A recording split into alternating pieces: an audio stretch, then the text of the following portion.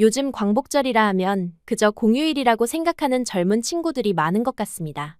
그런데 조금만 생각해보면 그리 멀지 않은 과거더라고요. 우리 할아버지 세대의 노력과 희생이 만들어낸 결과로 지금 우리들이 자유를 누리고 있지만 점점 그 희생이 잊혀져 가는 것 같아 조금 씁쓸합니다. 오늘 이야기의 주인공은 속도 위반으로 한국에 시집온 체코의 여성입니다. 그녀는 한국의 광복절의 의미를 알게 된 뒤로 8월 15일만 되면 그렇게 하염없이 눈물을 흘린다고 합니다. 요즘 한국 사람들도 광복절엔 놀러가기 바쁜데 이 체코 여성은 왜 이렇게 오열하는 걸까요? 한번 들어보시죠. 구독과 좋아요는 감동 블라썸 영상 제작에 큰 힘이 됩니다. 안녕하세요. 제 이름은 안나입니다. 1997년 프라하의 봄바람이 지나간 자리에서 태어났습니다. 둘째이자 늦둥이 막내라는 꼬리표를 달고 세상에 나왔을 때 이미 저희 가족은 오랜 상처를 간직하고 있었어요. 1968년 프라하의 봄이라 불리는 그날, 저의 할아버지는 군사 개입에 맞서 거리로 나갔다가 돌아오지 못했습니다. 그날의 진실을 알기까지 오랜 시간이 걸렸어요.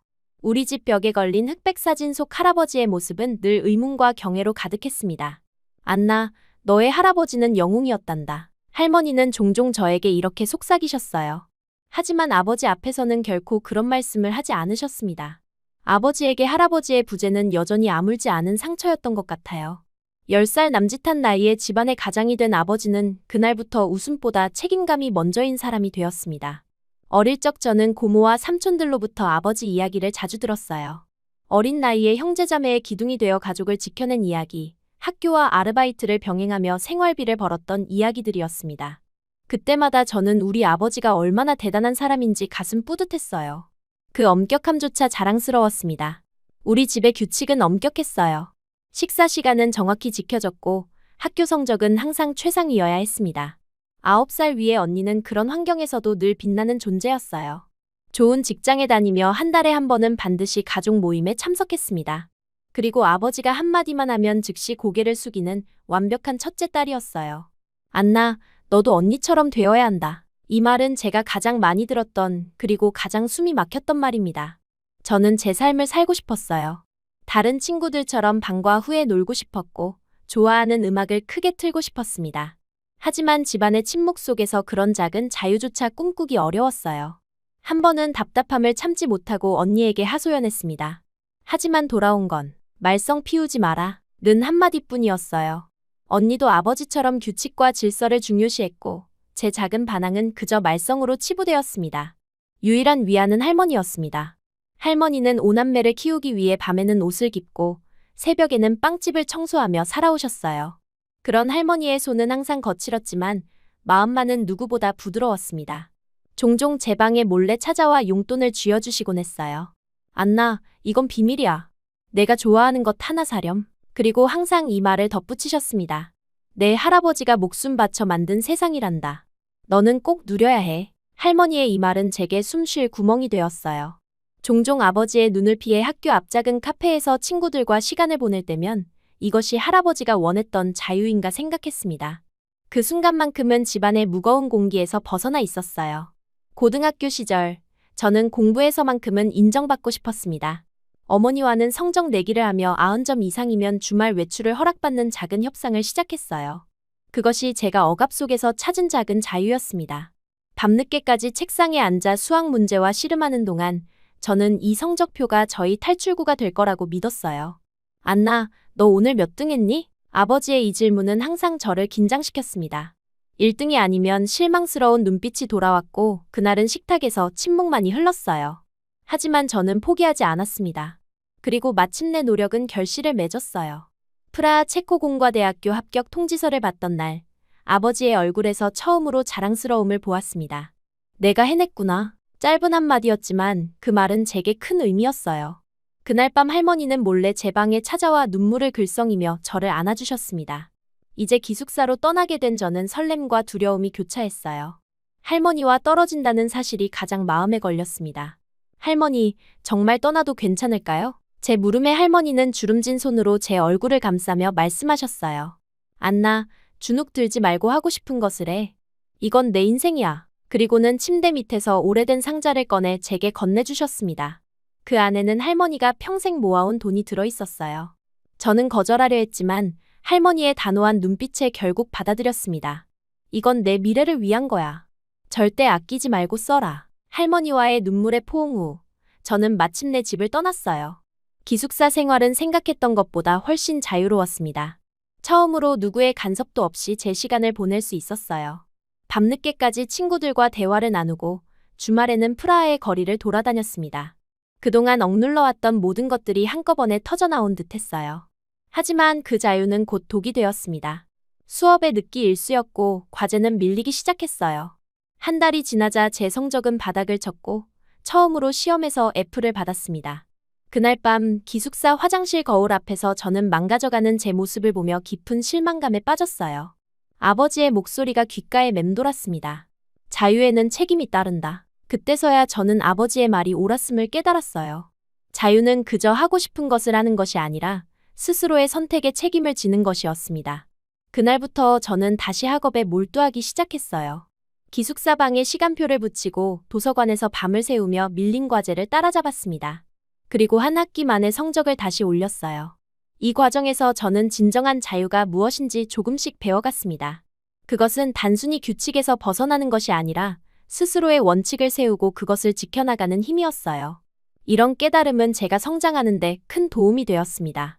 대학 2학년이 되어 다시 학업에 몰두하던 어느 날, 저는 운명적인 만남을 하게 되었습니다.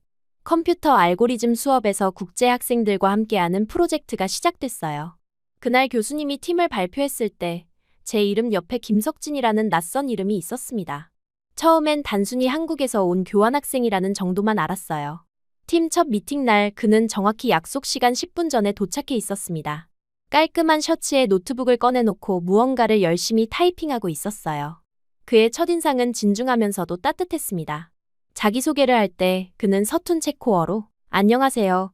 저는 한국에서 온 김석진입니다. 라고 말했어요. 그 순간부터 저는 그의 노력에 호감을 느꼈습니다. 우리 팀의 과제는 음성인식 알고리즘을 개발하는 것이었어요. 석진은 첫날부터 놀라운 리더십을 보여주었습니다. 다른 팀원들이 어떤 분야에 강점이 있는지 파악하고 각자의 역할을 효율적으로 분배했어요. 강압적이지 않으면서도 프로젝트를 체계적으로 이끄는 모습에서 저는 묘하게 아버지의 그림자를 보았습니다. 하지만 석진은 달랐어요. 그는 의견을 존중했고 실수를 탓하지 않았습니다. 프로젝트가 진행될수록 저희는 자연스럽게 가까워졌어요. 도서관에서 밤늦게까지 코딩을 하며 서로의 이야기를 나누게 되었습니다. 석진은 서울에서 자란 이야기, 한국의 교육 시스템 그리고 체코에 오게 된 계기를 들려주었어요. 저도 처음으로 누군가에게 할아버지의 이야기와 우리 가족의 역사를 진솔하게 털어놓았습니다. 그는 제 이야기를 진지하게 들어주었어요. 어느 날 밤 과제를 마치고 캠퍼스를 걷던 중 갑자기 비가 내리기 시작했습니다. 우산이 없던 저희는 근처 작은 카페로 뛰어들었어요. 비에 젖은 머리를 털며 웃고 있을 때 석진이 조심스럽게 제 머리카락에서 물방울을 닦아주었습니다. 그 순간 우리의 눈이 마주쳤고 무언가가 바뀌었어요. 그날 밤 그는 저를 기숙사까지 바래다주며 처음으로 손을 잡았습니다. 이후 우리는 공식적으로 데이트를 시작했어요. 주말이면 프라하의 구석구석을 함께 돌아다녔습니다. 석진은 프라하의 아름다움에 감탄했고 저는 그의 눈을 통해 평소에 지나치던 도시의 새로운 면모를 발견했어요. 특히 카를교에서 일몰을 바라보던 날 그는 이 순간을 평생 기억하고 싶다고 말했습니다. 그날 저녁 우리는 첫 키스를 했어요. 석진의 계획적인 성격은 우리의 관계에도 드러났습니다. 그는 항상 데이트 코스를 미리 준비해왔고 종종 작은 선물로 저를 놀라게 했어요. 한 번은 제가 시험에 스트레스 받을 때 그는 한국에서 가져온 특별한 녹차와 함께 손글씨로 쓴 응원 메시지를 건네주었습니다. 그런 세심함이 저를 감동시켰어요. 시간이 흐르면서 저는 석진에게 점점 더 의지하게 되었습니다. 그의 체계적인 접근 방식과 인내심은 제가 혼란스러울 때마다 안정감을 주었어요. 룸메이트들은 장난스럽게 안나, 너 완전히 빠졌구나 라고 놀렸지만 저는 부정할 수 없었습니다. 처음으로 누군가에게 마음을 완전히 열었어요. 석진의 교환학생 기간이 끝나가던 무렵 우리는 이별에 대해 불안해하기 시작했습니다. 마지막 한 달 우리는 거의 모든 시간을 함께 보냈어요. 도서관에서 공부하고 프라하의 공원에서 피크닉을 즐기고 서로의 미래에 대해 이야기했습니다. 마지막 주에 석진은 저에게 놀라운 제안을 했어요. 안나, 다음 학기에 한국으로 교환학생을 와보지 않을래? 서울은 정말 활기차고 안전한 도시야. 너는 분명 좋아할 거야. 그의 제안은 설렘과 두려움을 동시에 가져왔습니다. 한편으로는 새로운 나라에서의 경험이 기대됐지만 다른 한편으로는 할머니와 더 멀어진다는 생각에 망설여졌어요. 그리고 무엇보다 아버지의 반응이 걱정되었습니다. 하지만 석진의 확신에 찬 미소를 보며 저는 용기를 내기로 했어요. 방학이 시작되고 석진이 한국으로 돌아간 후 저는 교환학생 신청서를 작성하고 필요한 서류를 모두 준비했습니다. 그리고 마침내 가족에게 이 계획을 알려야 할 시간이 왔어요. 예상대로 아버지는 격렬하게 반대했습니다. 한국? 그게 어디야? 너무 멀고 위험해. 절대 안 돼. 아버지의 목소리가 집안에 울려 퍼졌어요. 언니는 말없이 고개를 숙였고 어머니는 안타까운 눈빛으로 저를 바라보았습니다. 그때 할머니가 조용히 거실로 들어오셨어요. 얘야, 왜 그렇게 소리를 지르니? 너 젊을 때 한국 자동차 공장 일자리에 지원했다가 떨어져서 그러는 거냐? 몰랐는데 아들이 뒤끝이 있구나. 할머니의 이 한마디에 거실의 분위기가 순식간에 바뀌었습니다. 아버지의 얼굴이 붉어졌고 어머니는 웃음을 참느라 애쓰는 모습이었어요. 언니도 놀란 듯 눈을 크게 떴습니다. 저는 처음 듣는 아버지의 과거사에 호기심이 생겼어요. 결국 할머니의 중재로 아버지는 한 가지 조건을 걸었습니다. 한 학기만 다녀오고 매주 전화를 하라는 것이었어요. 저는 기뻐서 할머니를 꼭 안아드렸습니다. 그날 밤 할머니는 제게 비밀을 하나 알려주셨어요. 사실 너희 할아버지도 젊었을 때 해외에 나가고 싶어 했단다. 하지만 그때는 철에 장막이 있어서. 내 아버지는 그걸 모르지만 할아버지는 내가 세상을 보길 원하셨을 거야. 저는 마침내 인천국제공항에 도착했습니다. 한국에서의 생활은 상상했던 것보다 훨씬 더 활기차고 자유로웠어요. 서울의 24시간 편의점, 안전한 대중교통, 그리고 활기찬 대학 캠퍼스 문화에 저는 금방 매료되었습니다. 석진의 가족도 저를 따뜻하게 맞아주셨어요. 특히 그의 어머니는 주말마다 저를 초대해 한국 요리를 가르쳐 주셨습니다. 체코에서의 엄격한 분위기와 달리 석진의 가정은 웃음소리가 끊이지 않았어요. 그의 아버지는 유머 감각이 뛰어났고 어머니는 항상 제 이야기에 귀 기울여 주었습니다. 교환학생으로서 저는 한국어 수업을 듣고 컴퓨터 공학 과목을 영어로 수강했어요. 석진은 제가 한국 생활에 적응하도록 모든 면에서 도와주었습니다. 주말에는 경복궁, 남산타워, 한강공원 등 서울의 명소를 함께 둘러보았어요. 특히 북촌한옥마을에서 전통 의상을 입고 사진을 찍던 날은 잊을 수 없습니다. 그러나 3개월쯤 지났을 때 저는 갑자기 몸이 좋지 않아졌어요. 아침마다 메스꺼움을 느꼈고 피로감이 심해졌습니다. 처음에는 단순한 시차 적응이나 음식 변화 때문이라고 생각했어요. 하지만 증상이 계속되자 석진은 걱정하며 저를 병원에 데려갔습니다. 의사의 진단은 충격적이었어요. 임신이었습니다. 진료실에서 나오는 순간 제 머릿속은 혼란스러웠어요. 기쁨, 공포, 당혹감이 한꺼번에 밀려왔습니다. 석진은 놀랐지만 제 손을 꼭 잡고 함께 해결하자 라고 말했어요. 그날 밤 우리는 밤새 이야기를 나누었습니다. 다음 날 석진은 부모님께 이 사실을 알리기로 했어요. 저는 너무 긴장해서 손톱을 물어뜯었습니다. 하지만 예상과 달리 석진의 부모님은 놀라움 후에 따뜻한 반응을 보여주셨어요. 특히 그의 어머니는 제 어깨를 토닥이며 걱정 말아요. 우리가 있잖아요. 라고 말씀하셨습니다. 석진의 아버지는 아들을 강하게 꾸짖은 후 책임을 져야 한다 며 결혼을 권유하셨어요. 이제 가장 큰 산이 남았습니다. 체코의 부모님, 특히 아버지에게 이 사실을 알리는 일이었어요. 석진의 부모님은 직접 체코에 가서 정식으로 인사드리자고 제안하셨습니다. 그렇게 저희는 11월 초 서늘한 프라하 공항에 도착했어요. 집으로 가는 길, 제 심장은 마구 뛰었습니다. 현관문을 열자 할머니가 제일 먼저 반겨주셨어요. 눈치 빠른 할머니는 제 얼굴을 보더니 곧바로 제 손을 꼭 쥐어주셨습니다. 아버지와 어머니, 그리고 마침 방문 중이던 언니까지 모두 거실에 모였어요. 안나, 갑자기 이렇게 돌아온 이유가 뭐니? 아버지의 질문에 제 입은 바짝 말랐습니다. 석진과 눈을 마주치고 깊은 숨을 들이마신 후 말하려는 찰나 할머니가 먼저 입을 여셨어요. 혹시 애가 진 거 아니냐? 순간 거실이 얼어붙었습니다.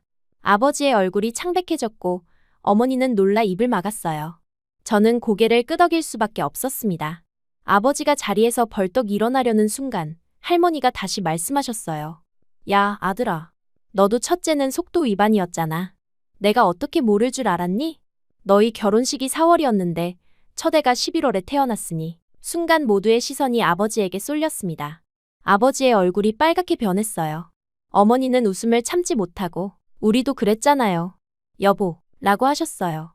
아버지는 잠시 말을 잃었다가 한숨을 쉬며 자리에 앉았어요. 그리고 할머니는 저희 아빠도 속도 위반으로 낳은 거라면서 집안대대로 내려오는 거라고 웃으셨어요. 그래, 피는 못 속이는구나. 다음 날 저녁, 석진의 부모님도 체코에 도착하셔서 정중하게 정식으로 결혼 승낙을 구했습니다. 두 집안이 처음 만난 자리는 어색했지만 석진 아버지의 유머와 할머니의 활발한 대화로 분위기가 금방 풀렸어요. 특히 할머니는 석진 어머니와 금세 친해져서 서로의 손주 이야기를 나누며 웃음꽃을 피웠습니다. 결혼식은 할머니의 건강을 고려해 체코에서 열리기로 했어요. 작은 교회에서의 식은 소박했지만 따뜻했습니다. 할머니는 눈물을 글썽이며 저를 안아주셨고 아버지는 처음으로 석진의 손을 진심으로 잡아주었어요. 그날 저는 두 문화가 하나로 어우러지는 아름다움을 느꼈습니다. 결혼 후 저는 학업을 잠시 중단하고 석진과 함께 한국으로 건너갔어요. 시댁에서는 저를 위해 특별히 방을 준비해 주셨고 석진의 어머니는 임신 중인 저를 친딸처럼 챙겨주셨습니다. 언어의 장벽이 있었지만 사랑의 언어는 통했어요. 특히 임신 중 한국의 태교와 관리법 그리고 산부인과도 같이 가주시는 시어머니의 정성에 저는 깊은 감동을 받았습니다. 그리고 우리의 딸 소피아가 태어났어요. 작은 눈과 오뚝한 코를 가진 소피아는 석진을 쏙 빼닮았습니다. 출산 후 석진의 어머니는 한 달간 산후조리를 도와주셨고 한국의 미역국을 매일 끓여주셨어요. 석진은 학업을 마무리하느라 바빴지만 매일 밤 퇴근 후 아기를 안고 그날 있었던 일을 이야기해 주었습니다. 석진은 졸업 후 중견기업 IT 부서에 취업했어요. 저는 육아에 전념하며 시어머니와 함께 한국 문화를 배웠습니다. 가끔은 체코가 그립기도 했지만 화상통화로 할머니와 부모님께 소피아의 성장 모습을 보여드릴 수 있어 위안이 되었어요. 특히 할머니는 화면 속 소피아를 보며 늘 할아버지를 닮았구나 라고 말씀하셨습니다. 한국에서의 생활이 어느덧 익숙해지고 있을 무렵이었습니다. 소피아가 태어난 반년이 지났고 저는 시어머니 덕에 완전히 회복한 몸으로 육아에 적응해가고 있었어요. 8월의 어느 날 집안에서 특별한 분위기가 느껴졌습니다. 평일인데도 시어머니와 시아버지 그리고 석진도 출근도 하지 않고 늦잠을 잤습니다. 육아의 회복에 정신없던 저는 한국의 공휴일도 잘 모르고 있었어요. 수육을 하시는 시어머니와 오늘은 가볍게 가족끼리 반주라도 하자고 하시는 시아버지에게 오늘 특별한 날인가요? 제가 조심스레 물었어요. 시어머니는 미소를 지으며 오늘이 광복절이라고 설명해 주셨습니다. 일본의 식민 지배에서 해방된 것을 기념하는 날이라고요. 저는 궁금증이 생겨 식탁에 앉아 더 자세한 이야기를 들었어요. 시아버지는 본인의 아버지, 즉 석진의 할아버지가 일제강점기 시절 독립운동에 참여했던 이야기를 들려주셨습니다. 비록 큰 역할은 아니었지만 독립군에게 식량과 의약품을 전달하는 연락책으로 활동하셨다고 해요. 그 이야기를 듣는 순간 제 머릿속에 할아버지의 모습이 떠올랐습니다. 체코의 프라하의 봄에서 자유를 위해 거리로 나갔던 제 할아버지, 그리고 그 뒤 홀로 5남매를 키워낸 할머니의 고단했던 삶이 생각났어요. 갑자기 가슴이 먹먹해졌습니다.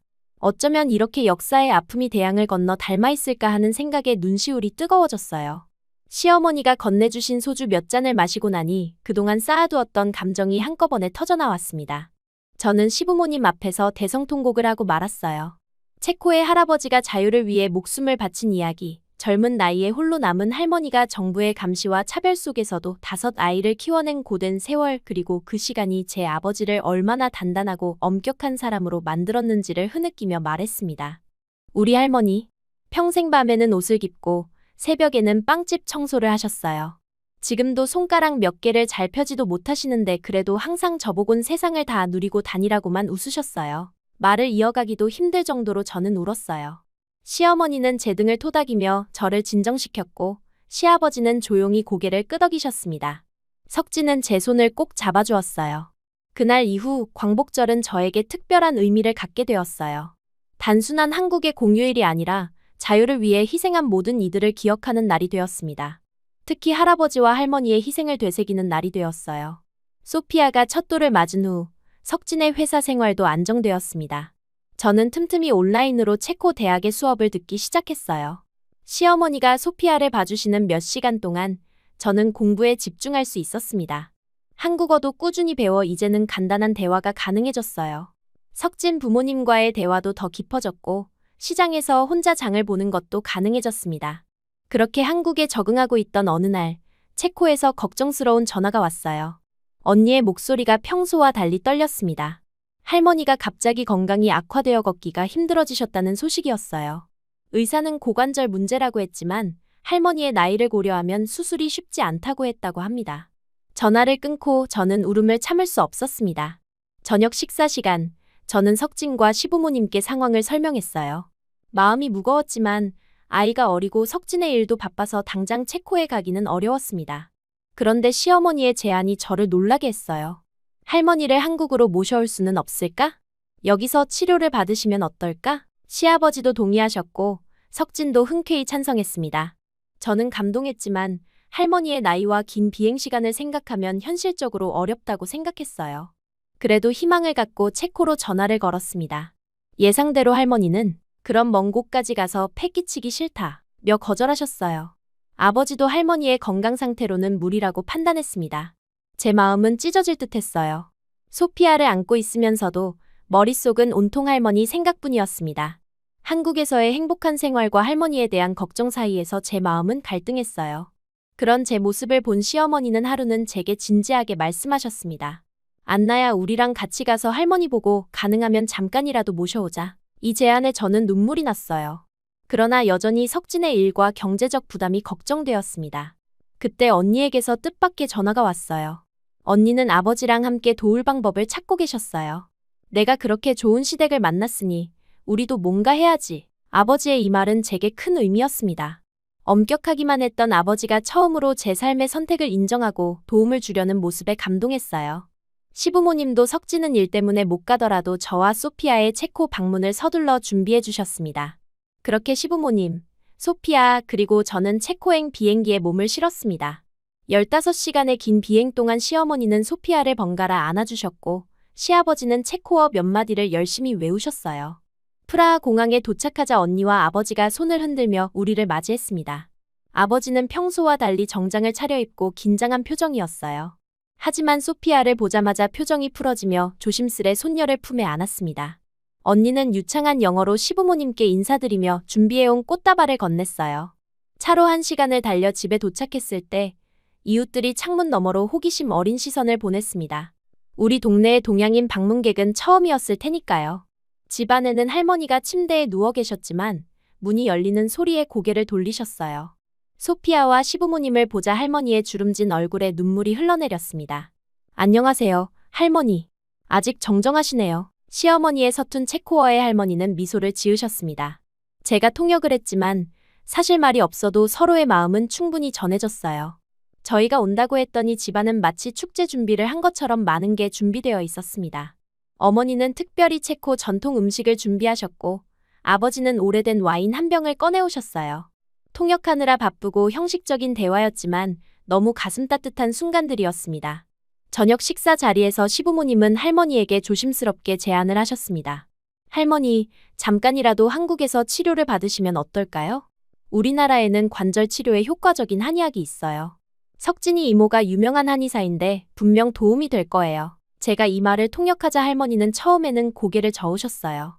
하지만 소피아가 할머니 무릎에 올라가 사랑스럽게 볼을 비비며 웃는 모습을 보시더니 할머니의 단단했던 마음이 조금씩 녹아내리기 시작했습니다. 할머니의 눈빛이 달라지는 것을 느낄 수 있었어요.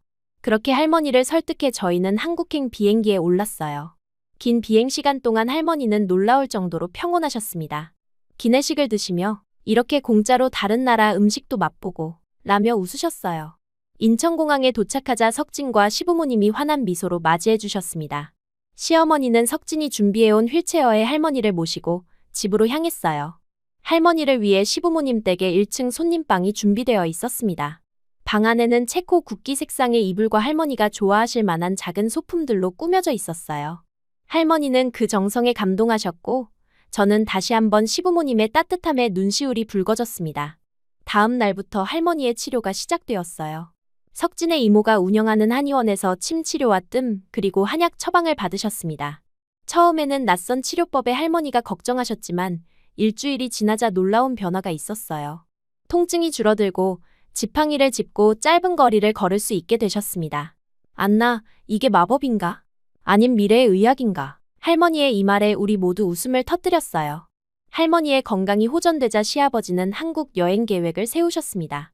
경복궁, 남산타워 그리고 인사동 등 서울의 명소를 할머니와 함께 방문했어요. 할머니는 특히 한복을 입고 찍은 사진에 큰 기쁨을 느끼셨습니다. 휴대폰으로 그 사진을 체코해 아버지에게 보내며 자랑하셨어요. 주말에는 석진의 가족들이 모여 할머니를 위한 특별한 식사를 준비했습니다. 시어머니는 할머니가 좋아하실 만한 부드러운 음식들을 정성껏 만드셨어요. 할머니는 처음 맛보는 한국 음식에 감탄하시며 특히 된장찌개를 가장 좋아하셨습니다. 식사 중에 할머니는 갑자기 눈시울을 붉히셨어요. 내 남편이 살아있었다면 얼마나 좋아했을까. 그 사람도 여행을 꿈꿨는데. 할머니의 이 말에 모두 조용해졌습니다. 시아버지가 소주를 따라 할머니께 건네드렸어요. 할머니는 한 모금 마시고 미소 지으셨습니다. 죽은 남편과 손주 덕에 이렇게 다른 나라까지 와보네. 인생은 참 알 수 없구나. 그날 밤, 저는 할머니와 함께 오랜 시간 이야기를 나눴습니다. 할머니는 젊은 시절의 이야기, 할아버지와의 추억 그리고 프라하의 봄 당시의 생생한 기억들을 들려주셨어요.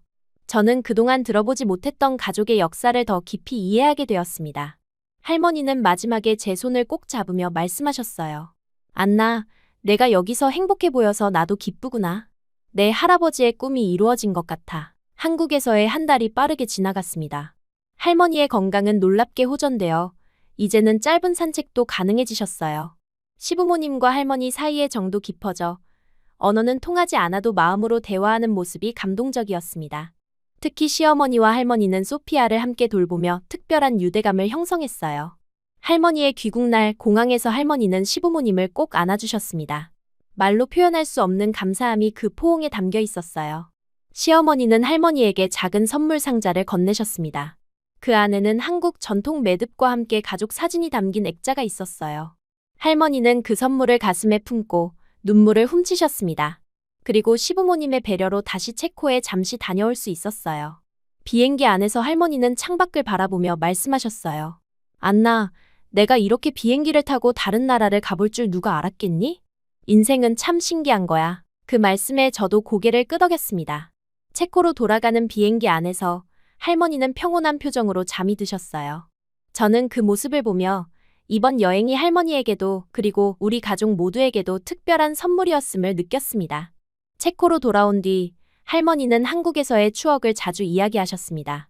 집거실에는 한국에서 찍은 사진들이 새롭게 놓였고 할머니의 침대 옆에는 시어머니가 선물한 전통 매듭이 걸려 있었어요. 아버지도 할머니의 달라진 모습에 놀라워했습니다. 한국에서의 치료 덕분인지 할머니의 건강은 한동안 좋아 보였어요. 저는 다시 한국으로 돌아왔지만 매일 화상통화로 할머니와 연락을 주고받았습니다.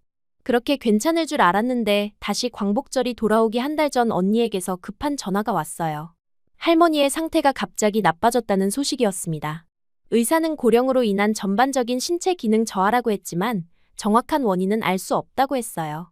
저는 당장 체코행 비행기를 예약했습니다. 석진은 일 때문에 함께 가기 어려웠지만 시어머니가 기꺼이 소피아를 돌봐주겠다고 하셨어요.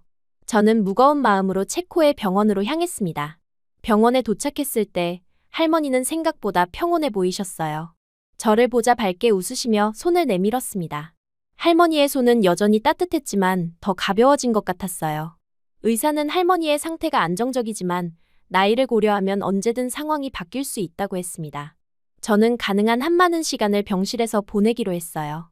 할머니는 병상에서도 여전히 이야기꾼이셨습니다. 젊은 시절의 추억, 할아버지와의 첫 만남, 그리고 아버지가 어렸을 때의 이야기를 들려주셨어요. 때로는 프라하의 봄 당시의 기억을 더 생생하게 들려주기도 했습니다. 그동안 들어보지 못했던 이야기들이 많았어요. 할머니는 한국에서의 경험도 자주 언급하셨습니다. 그 나라는 참 신기했어. 모든 게 빠르고 편리했지. 그리고 사람들이 정이 많았어. 할머니는 특히 시어머니와의 추억을 자주 이야기하셨어요.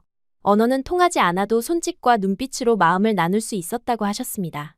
할머니는 한국의 치료법이 신기했다고, 침을 맞을 때 처음엔 무서웠지만 곧 편안함을 느꼈다고 회상하셨어요. 7월의 마지막 주, 할머니의 상태는 점점 약해졌습니다.